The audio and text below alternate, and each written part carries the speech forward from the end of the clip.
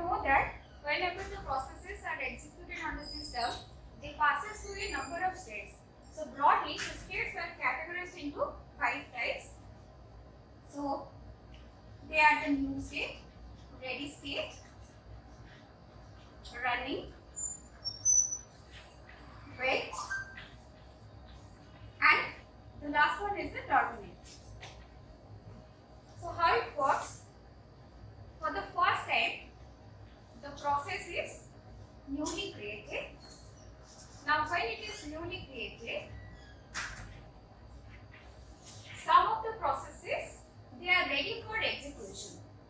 That means they are ready to submit in the processor for execution of their task. Let us assume that there are a number of processes are there. Suppose there are 10 processes. Now out of these processes, all these 10 processes is there. So their states are in the new states. All of them are in the new state. They are newly created. But out of these processes, the processes who are ready for execution, they will enter from new state to the ready state. Let us assume that process 2 is ready now for execution. Process 3 is ready for execution. So these two processes, now they will change their state from new to ready. Okay.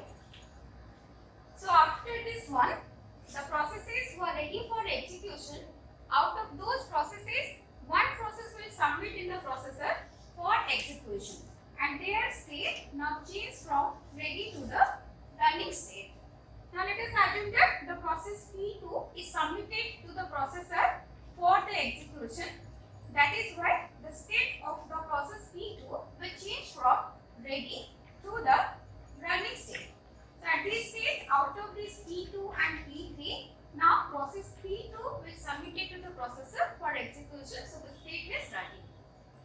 Now, whenever the process is running here, it may happen that due to some data input or something, it may enter into a wait state if some dependency is there, and when that wait state will finish, now again the process is ready for execution.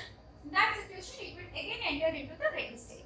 Otherwise, another step may happen whenever the process is executing in the processor. After the successful completion of the execution, it will finally terminate. So in that case, the state of that one is known as the terminate state.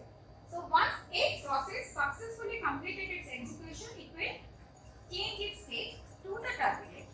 But meanwhile, if any other dependency is there, so it will enter into the wait state, and when that wait state is finished, it will again enter into the ready state. That means after getting the data, it is again ready for execution, so it will enter for the ready state, and whenever the processor is available, again it will be submitted to the running state.